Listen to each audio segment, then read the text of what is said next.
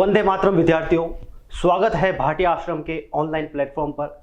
आज की इस कक्षा में हम चर्चा करेंगे प्रश्न नंबर 136 से 150, जो कि आज की कक्षा का उपनयन की सीरीज का अर्थशास्त्र एवं भारतीय अर्थव्यवस्था का अंतिम कक्षा होगी हमारी। प्रश्न 136, बेरोजगारी अनएम्प्लॉयमेंट को परिभाषित कीजिए। जैसे कि आप न्यूज़पेपर पढ़ते हो तो बेरोजगारी जो है वो पूरी दुनिया में और खासकर भारत में सबसे संवेदनशील मुद्दा बन चुका है, सबसे अहम मुद्दा बन चुका है। तो पहले परिभाषा को हम देखते हैं।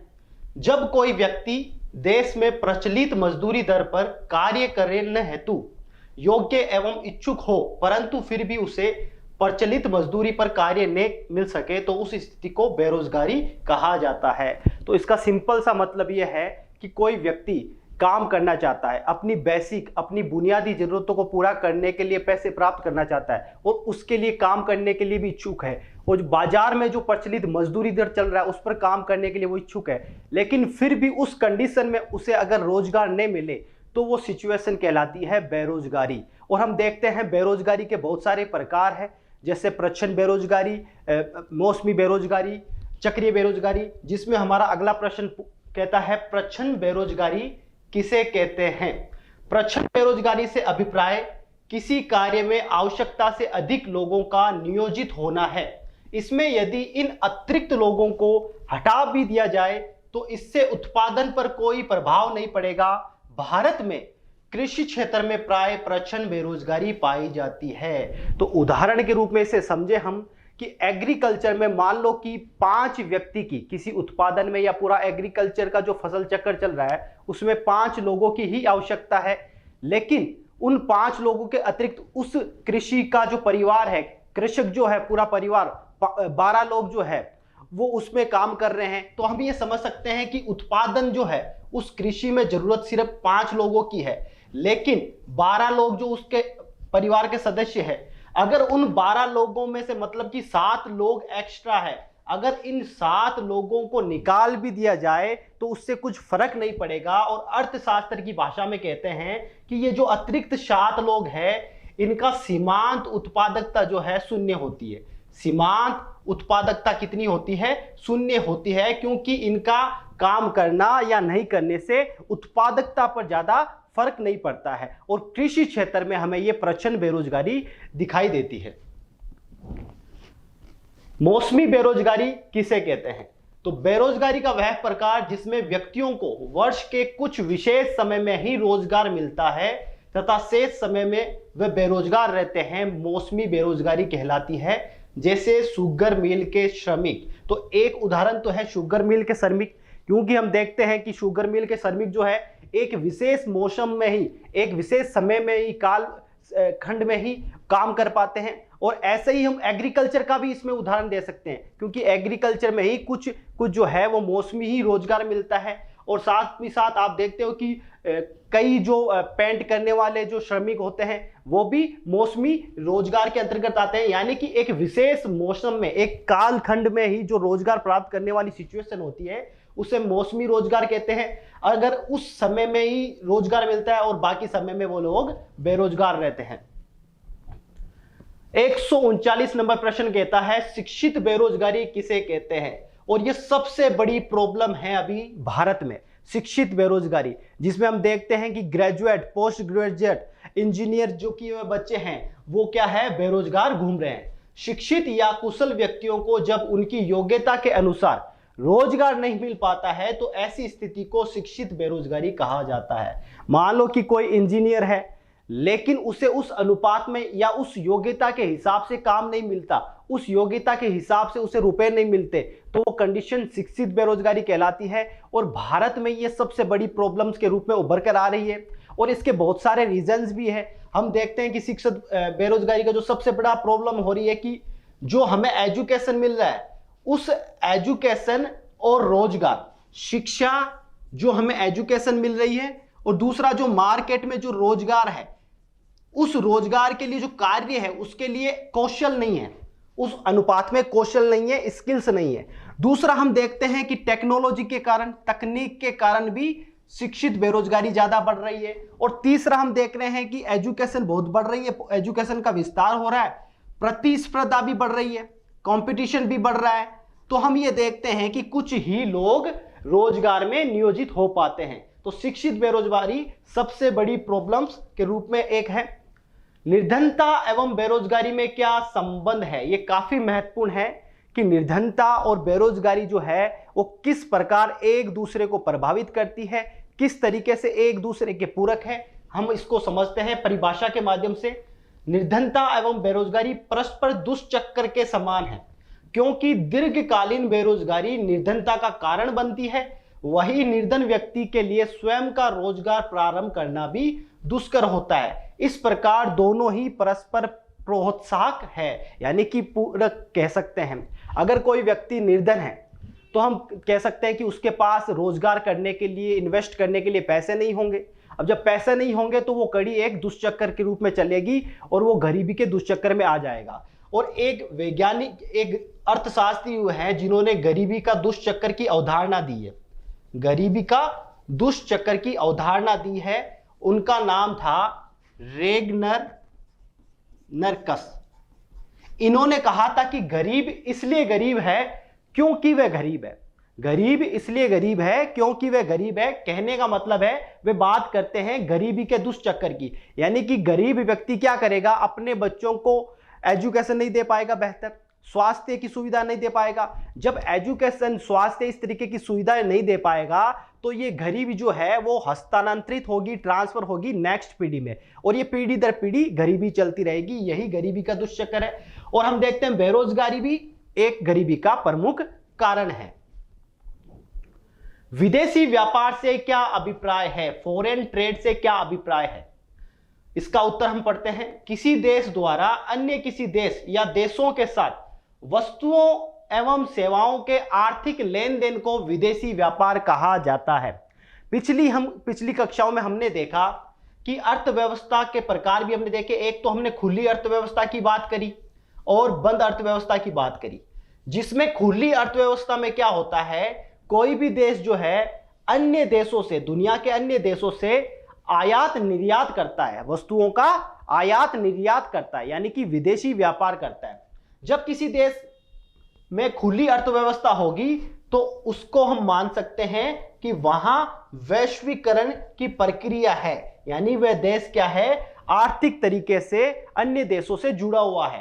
कहने का मतलब है फॉरेन ट्रेड क्या है, आयात निर्यात किसी अन्य देश में। इसका मतलब है वहां खुली अर्थव्यवस्था है, ओपन इकोनॉमी है, ग्लोबलाइजेशन की पूरी व्यवस्था है। जैसा कि हमने देखा भारत ने जुलाई 1991 में एलपीजी वैश्वीकरण की पॉलिसी को हमने अपनाया था। भुगतान संतुलन क्या होता है, बैलेंस ऑफ पेमेंट किसे कहते हैं? एक देश का शेष विश्व के साथ किए गए वस्तुओं, सेवाओं एवं पूंजी संबंधी लेन देन के लेखा जोखा का विवरण ही भुगतान संतुलन कहलाता है। हमने देखा विदेशी व्यापार, एक देश का दूसरे देश से आर्थिक लेन देन वस्तुओं एवं सेवाओं का। जब विदेशी व्यापार होता है, यानी कि जब विदेशी व्यापार होता है एक वित्तीय वर्ष में जो अंतरराष्ट्रीय आर्थिक लेन देन होता है, अंतरराष्ट्रीय आर्थिक लेन देन होता है, आर्थिक लेन देन होता है, और उस लेन देन का जो विवरण है वही क्या कहलाता है, बैलेंस ऑफ पेमेंट कहलाता है। एक देश का दूसरे देश के साथ आयात निर्यात अंतरराष्ट्रीय आर्थिक लेन देन, जो हमारे उत्तर में भी लिखा हुआ है कि शेष विश्व के साथ वस्तुओं, सेवाओं और पूंजी संबंधी लेन देन का जो लेखा जोखा है, विवरण है, वो क्या है, बैलेंस ऑफ पेमेंट, भुगतान संतुलन है। अब भुगतान संतुलन को हम समझते हैं कि भाई कोई देश जो है दूसरे देश से व्यापार कर रहा है, यानी कि आर्थिक लेन देन कर रहा है, उसका पूरा एक विवरण तैयार होता है, वह विवरण भुगतान संतुलन कहलाता है। भुगतान संतुलन के मुख्यतः दो घटक है, और ये दो घटकों के नाम है चालू खाता, करंट अकाउंट, और पूंजी खाता। चालू खाता और पूंजी खाता को हम बेसिक तरीके से आसानी से सरल भाषा में समझने की कोशिश करते हैं। चालू खाता और पूंजी खाता क्या होता है? देखिए, सामान्यतः कोई देश जो दूसरे देश से व्यापार करता है वह वस्तुओं, सेवाओं और पूंजी का करता है। जैसा कि हमारे पिछले प्रश्न में भी था, वस्तुओं, सेवाओं और पूंजी संबंधी लेन देन का लेखा जोखा होता है। अब इस लेखा जोखा को हमने दो घटकों में, यानी कि भुगतान संतुलन को दो पार्ट में बांट दिया। एक करंट अकाउंट, एक पूंजी खाता। करंट अकाउंट में क्या होता है, वस्तुओं और सेवाओं का जो आयात निर्यात होता है, आयात निर्यात होता है, उसका विवरण चालू खाता में लिखा जाता है। ठीक है। और दूसरा हम देखते हैं कि जो पूंजी का प्रवाह होता है एक देश से दूसरे देश में, उसका विवरण लिखा जाता है पूंजी खाता में। और पूंजी प्रवाह में हम देखते हैं कि विदेशी निवेश भी शामिल है, विदेशी निवेश भी शामिल है। और साथ ही साथ जो राष्ट्र दूसरे देश या दूसरी संस्थाओं से ऋण लेते हैं, लोन लेते हैं, वह भी इसमें आ जाते हैं। तो मतलब ये भुगतान संतुलन के दो मुख्य घटक है, चालू खाता जिसमें वस्तुओं और सेवाओं का विवरण लिखा जाता है, दूसरा पूंजी खाता, कैपिटल को लिखा जाता है, पूंजी के प्रवाह को इसमें लिखा जाता है। विदेशी निवेश, फॉरेन इन्वेस्टमेंट किसे कहा जाता है? जब किसी देश के व्यक्ति या संस्था द्वारा किसी अन्य देश में लाभ कमाने के उद्देश्य से अपने धन का निवेश किया जाता है तो इसे विदेशी निवेश कहा जाता है। और विदेशी निवेश भुगतान संतुलन के पूंजी खाता में लिखा जाता है, ये हमने देखा। विदेशी निवेश क्या है? कोई राष्ट्र का व्यक्ति भी हो सकता है, संस्था भी हो सकती है, उसे लाभ कमाना है और दूसरे देश में वो जाके पैसा लगा रहा है लाभ कमाने के उद्देश्य से। और विदेशी निवेश को हम देखते हैं, विदेशी निवेश के दो प्रकार होते हैं, जिसमें पहला प्रकार है प्रत्यक्ष विदेशी निवेश। क्या है प्रत्यक्ष विदेशी निवेश? क्या है? जिसे एफडीआई, फॉरेन डायरेक्ट इन्वेस्टमेंट कहा जाता है। ऐसा निवेश जो किसी देश के उत्पादन के साधनों में किया जाता है प्रत्यक्ष विदेशी निवेश कहलाता है। एफडीआई का मतलब है कि कोई देश का नागरिक या संस्था किसी अन्य देश के उत्पादन के साधनों में, उत्पादन के साधनों में मतलब कि किसी वस्तु का उत्पादन होना है या किसी सेवा का सृजन होना है, उस फैक्ट्री, उस कंपनी में इन्वेस्टमेंट करता है जहां वस्तु का उत्पादन होना है या सेवा का सृजन होना है। जैसे कि वस्तु के उत्पादन में देख सकते हैं कि बड़ा स्टील कारखाना हो गया, या फिर हम देख सकते हैं मोबाइल से संबंधित जो हार्डवेयर की कंपनीज हो गई। ठीक है। और सेवा का सृजन हम ये देख सकते हैं कि मोबाइल से संबंधित जो सर्विस सेंटर होते हैं वो हो गया। इस तरीके के उत्पादन के साधनों में जो कंपनी निवेश करती है वह निवेश एफडीआई कहलाता है। वह क्या कहलाता है? एफडीआई कहलाता है। विदेशी निवेश का दूसरा प्रकार है विदेशी पोर्टफोलियो निवेश, एफपीआई, फॉरेन पोर्टफोलियो इन्वेस्टमेंट। इसे विदेशी संस्थागत निवेश भी कहा जाता है। क्या है विदेशी पोर्टफोलियो निवेश? उत्पादन के साधनों में न करके अपितु किसी देश की वित्तीय परिसंपत्तियों जैसे शेयर मार्केट एवं बॉन्ड आदि में किया जाता है। तो हम यहां समझते हैं फॉरेन डायरेक्ट इन्वेस्टमेंट प्रत्यक्ष विदेशी निवेश, फॉरेन पोर्टफोलियो इन्वेस्टमेंट। पहली बड़ी बात प्रत्यक्ष विदेशी निवेश में है कि यह किया जाता है उत्पादन के साधनों में, जहां किसी वस्तु या सेवा का प्रोडक्शन होगा साधनों में। ठीक है। और ये एफपीआई जो है यह किया जाता है वित्तीय परिसंपत्तियों में। किसमें? वित्तीय परिसंपत्तियों में, जिसका एक बढ़िया सा एग्जांपल है शेयर मार्केट में इन्वेस्टमेंट करना।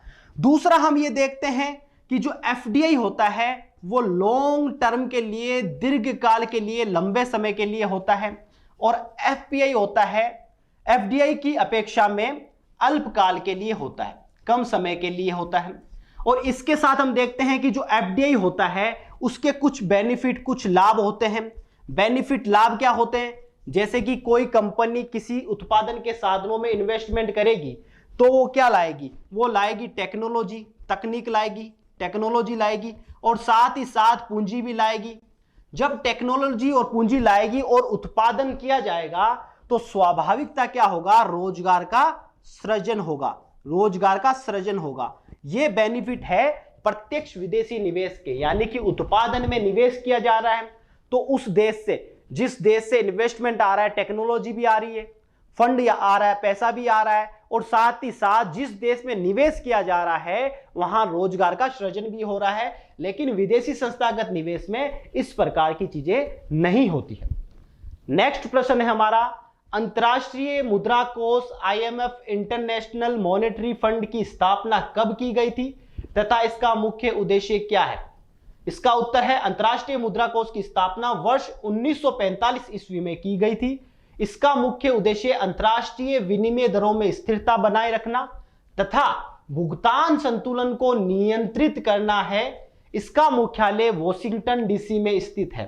तो कहने का मतलब है 1945 यानी कि द्वितीय विश्व युद्ध के जस्ट बाद, द्वितीय विश्व युद्ध कब से कब तक चलता है, 1939 से लेकर 45 यानी कि उसी समय आईएमएफ स्थापित किया गया। और इसका मुख्य जो उद्देश्य है अंतर्राष्ट्रीय विनिमय जो दरें हैं या फिर भुगतान संतुलन है, किसी देश का भुगतान को संतुलन को कैसे बनाना है, या फिर किसी देश का जो भुगतान संतुलन बिगड़ जाता है उससे ऋण देने का काम भी आईएमएफ करता है। और इसका हेडक्वार्टर जो है वॉशिंगटन डीसी में है। और अंतर्राष्ट्रीय मुद्रा कोष की स्थापना के पीछे की मैं पृष्ठभूमि बता दूं तो एक नाम आता है Bretton Woods system, Bretton Woods प्रणाली। अब ब्रेटन वुड्स प्रणाली क्या है? जुलाई 1944 में ब्रेटन वुड नामक स्थान पर अमेरिका का शहर था न्यू हैम्पशायर में एक मीटिंग होती है, एक सम्मेलन होता है। द्वितीय विश्व युद्ध के बाद दुनिया में कैसे अंतर्राष्ट्रीय स्तर पर आर्थिक विकास को बेहतर किया जाए, कैसे भुगतान संतुलन को मेंटेन किया जाए, इन सभी मुद्दों को लेकर। और इस मुद्दे का जो निष्कर्ष होता है, जो परिणाम निकल के आता है, वो परिणाम दो संस्थाओं की स्थापना के रूप में आता है।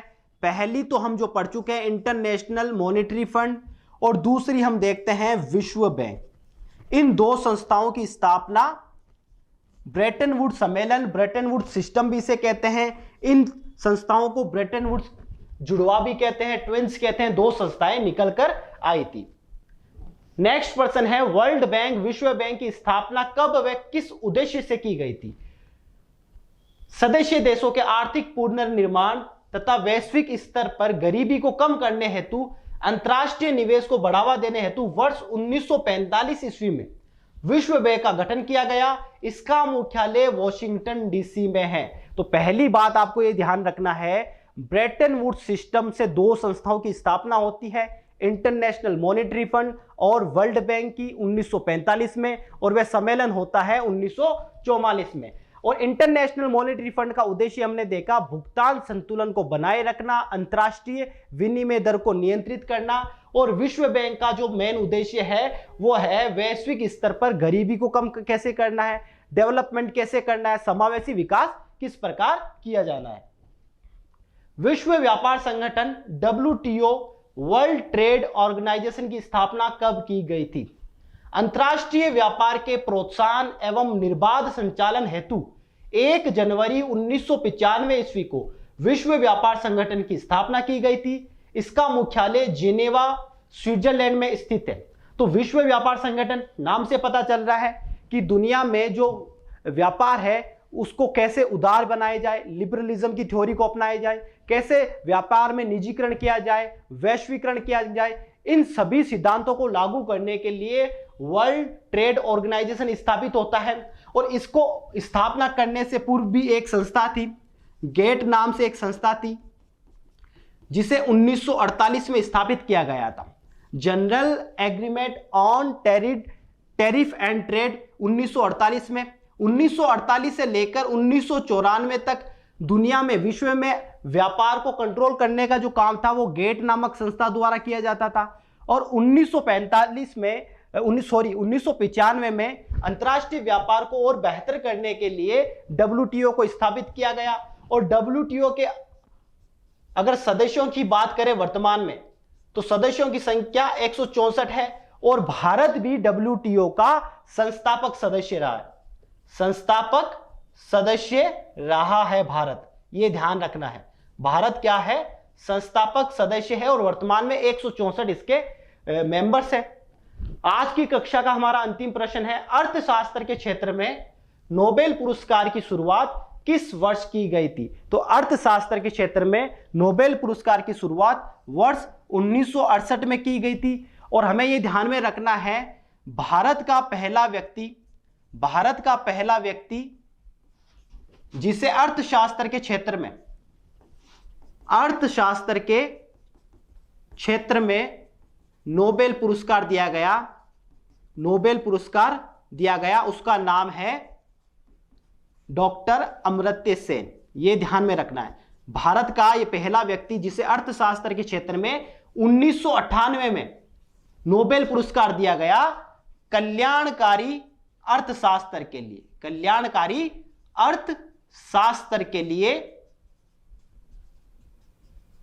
1968 में शुरुआत की गई और भारत का यह पहला व्यक्ति जिसे अर्थशास्त्र के क्षेत्र में नोबेल पुरस्कार मिला। तो इस तरीके से हमने 150 महत्वपूर्ण प्रश्नों पर बात करी।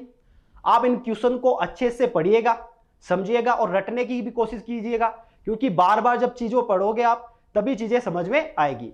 जय हिंद, जय भारत।